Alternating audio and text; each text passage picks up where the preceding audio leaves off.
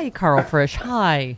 Good morning. I don't know how long I can be on today because I'm waiting for a call from a certain former president. I've made it known that I could testify against him. I don't know what I have info for the committee or not, but I'm just hoping that he'll call. From a certain someone. Yeah. Yeah. God, can you imagine? So if she is, I guess as they're saying, probably a lower level White House staffer. I mean, of course, Who did that's not why interact with the president with any regularity. That's why it's witness tampering. She's like, Donald Trump is calling me personally. Right. How are you doing? Just wanted to check in. Checking in. I saw there was an update on your LinkedIn profile. Just wondering how you're feeling about that lying bitch Cassidy Hutchinson this morning. Have you been watching Only Murders in the Building? What do you think? What's your theory? I hear she's bad news. I hear she's bad news, that Cassidy Hutchinson, don't you think? Also, I'd like you to lie.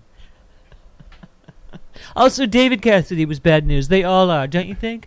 Okay. Can we do this for like 20 minutes? Yeah, let's just do this. This is a Donald Trump calling the witness skit. Making small talk. Yeah, small talk. Okay. Yeah. Well, Karl, I'm just saying. Wow. I can't remember what's the polling I just saw. Hang on. Hold, please. Politico Morning Consult poll, 66% of, that's almost 70, Chris. Yeah, I've heard. Yeah. Percent of voters say Trump attempted to overturn the 2020 election. 66%, again, almost 70%. Right, Thank billion, gazillion. Say Trump claimed the election was fraudulent without evidence. 59%, that's almost 60%. Mm-hmm. Say Trump misled the public about the outcome of the election. I mean, Karl, what is your... Again, I don't know whether I'm like reading feel-good tweets, but, I think we just don't know what Merrick Garland is doing, right? But I think that's accurate. I mean, we're getting little tastes of it, right? Like this Bannon stuff might be something going on there. It was interesting. He's a permanent Halloween costume, and that audio of him was recorded on Halloween, of him basically laying out Trump's strategy for how he was going to lie to Americans and, in particular his supporters to hold on to power. I think they, and this is, again, we are getting morsels of information that I don't think anybody expected. And it's going to have to push some folks in the Department of Justice to move a little quicker on whatever it is that they're working on. Yeah. Well, Palmer Report said Trump's people are now telling Rolling Stone they expect Mark Meadows will be indicted. They're clearly trying to make Meadows the fall guy, but why push this now? Meadows has supposedly remained loyal to Trump all this time. Why risk pushing him over the edge into cooperating? Our good friend Allison Gill at Mueller, she wrote, said, man, wouldn't it be great if Meadows has been cooperating this whole time with the DOJ? That's what would make more sense to me. Yeah, Rolling Stone is reporting that Donald is prepping to make him the fall guy, and he's been totally silent for months. Mark Meadows, my dude, it's time to roll if you haven't already. Well, that's... I mean, to me, it's what it sounds like, is that he has been cooperating, and that the making him the fall guy is actually the response of Trump world to the cooperation, rather than the other way around. Whoa! I'm sorry, Karl. Go ahead. I'm sorry. I think it's far more likely that Meadows has been cooperating, or at least that Trump world thinks he's been cooperating, and so they're trying to muddy the water with whatever impact that testimony may have by saying that he's the guy who did everything bad. Yeah. Well, in Eastman, I mean, that's what they're saying. They're trying to get ready to say, Trump got bad advice, blah, blah, blah. When, clearly the evidence shows he was the one driving all this. I mean, anybody who would convene a kangaroo court of just nut jobs in the Oval Office. Yeah. You saw the testimony of White House aides walking into the room and being like, what the F is going on here? Right. You are who now? Overstock what? Overstock says who? What? By the way, Barb McQuaid, one of the most careful of our legal ladies, don't you think? And Joe tweets, former U.S. Attorney Barb McQuaid says there's enough evidence to charge Donald Trump with manslaughter for his delay in calling off the January 6th mob after knowing they were armed. That's what we're going to hear about next week, right? The 187 minutes. Well, Brad Pascal certainly thinks that, the death of the young woman who was, thinking that she was going to overturn the election was Trump's responsibility. He certainly thinks that they were responsible. Yeah. What is it with these these people. He went back to work for Trump after that. Yeah. Mar-a-Lago, after those texts. I mean, there's some psychosis that the psychologists will be studying Or for Trump years. has something on them. I guess. I mean, there's certainly some kind of psychosis. You've seen the videos of the guys from The Daily Show going to Trump rallies and playing video from the January 6th committee, and almost with knee-jerk precision, every person who watches Ivanka saying that she agrees with the Attorney General or whatever, saying that the videos must be fake. Yeah. That's the level of psychosis that Trump has put this country in, including, I guess, people around him that, like Mark Meadows, somebody was saying in one of these pieces that he probably didn't even believe any of this stuff, but he did. That's that loyalty thing, that there is never a two-way street with Donald Trump. It's like you did all of it. I swear to God, they're like the nanny in The Omen. They're just like, I did it all for you, Donald. And it's like, well, and that's the thing. I don't actually think they did it all for Donald. I think they did it all for themselves. And then they got out the end of that plank and saw that the only path back included a path past Donald Trump. And, they couldn't do it. Yeah. Mark Meadows became a chief of staff more for himself than what was he going to do with his career? He was a backbenching member of Congress. Yeah. He wasn't going to be anybody special. Nobody knew who he was before Donald Trump elevated him to chief of staff. And so, his loyalty, and the problem with Donald Trump is that almost all of that loyalty was about personal aggrandizement, just like Donald Trump.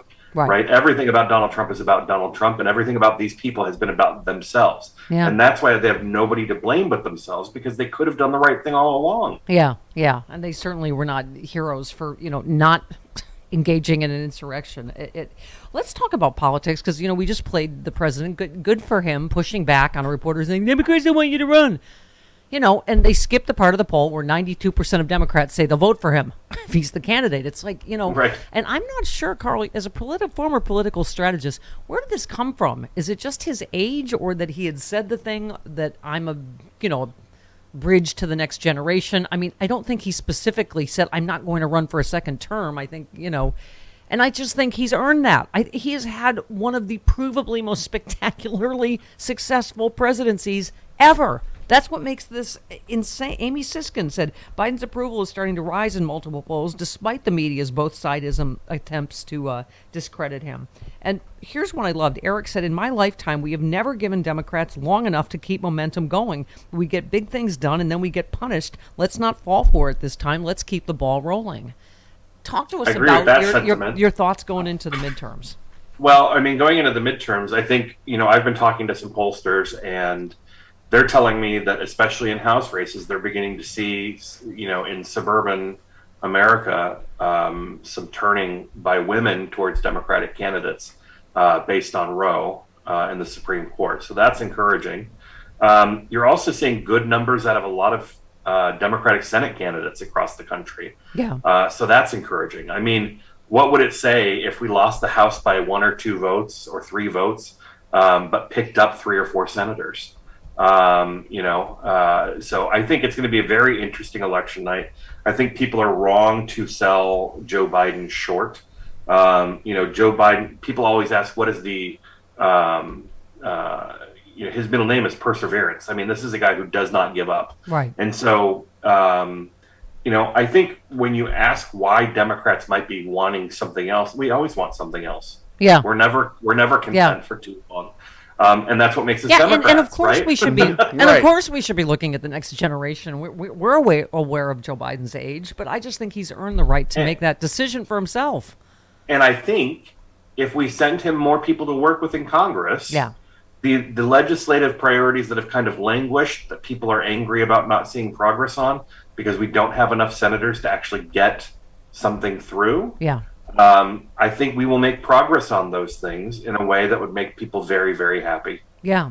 I'm glad some folks on Twitter get it. Dash Dabrowski tweets, over 92% of Democrats said they would vote for President Biden again. Even better news, over 50% of Republicans say they would not vote for Trump again.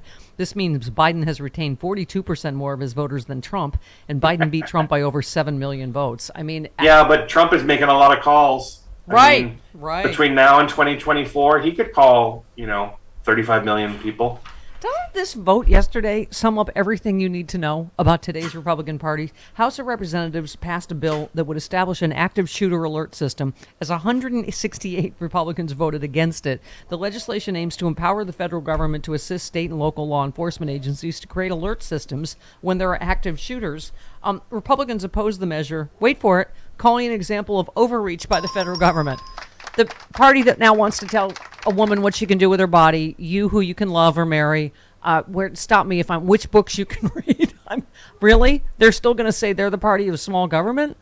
Yeah.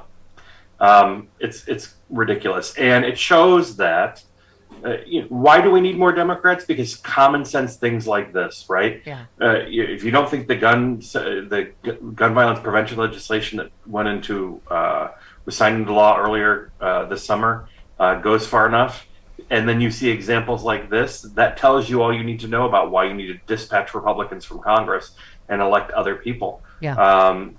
They will never do the right thing on guns. Yeah. Well, and also, Jim Jordan, who just basically called a 10-year-old a lying whore, I guess. Yeah. And has he apologized, by the way, this God, morning? no. No? Has anybody apologized on Please. Fox News? No, he just quietly took down his tweet. Yes, That's the all he did. rapist, has been arrested for the 10-year-old girl. So Jim Jordan said, this bill is about Democrat fear-mongering that guns are an ever-present threat and we cannot be safe until big government rounds up every last one of them. Okay, guns are an ever-present threat if you were paying attention. And secondly, no one's ever talked about rounding up all the guns. But here we go. I mean, to me, Karl, you're on a school board. Don't you think that would be helpful to have an alert system for active shooters? Yes, 1,000%. And, right now, the tools that school divisions have, having security vestibules, active shooter drills, which, inflict trauma on our students, the tools that we have are not enough. And what we need is federal action. Yeah. Schools can't do that on their own. Yeah. And one last question, just because, of course, I love saying COVID's back in the news. It's never left. People just don't realize it's not over. But, of course, it's rising, the BA.5 variant. I just am curious, particularly, since you sit on a school board where I'm sure there's I don't even know how many vaccines are there on a card a kid needs to have now to go to school. So this one has been politicized, even though it is the safest, most effective vaccine we've ever come up with. But I mean, here we are with COVID, it was circulating again. And have we just given up on that battle that this is, a vaccine that children are going to have to go to school? Well, we haven't in Fairfax. I mean, we still encourage it strongly and have a robust system in place to get people their shots, especially as they allow for, boosters and everything else for younger populations. But in Virginia, the General Assembly and the State Department of Health for Virginia are responsible for determining what vaccines are required for school. It's not something that school divisions can require. Yeah. Okay. All right. And scene for America. Great. All right. Karl, you are a delight. Thank you so much. Oh, my phone's ringing. It might be President Trump. Oh, okay. You better You go. need to get that. Yeah, bigger name. Get on it. Hello? Understood. Hello. Yes.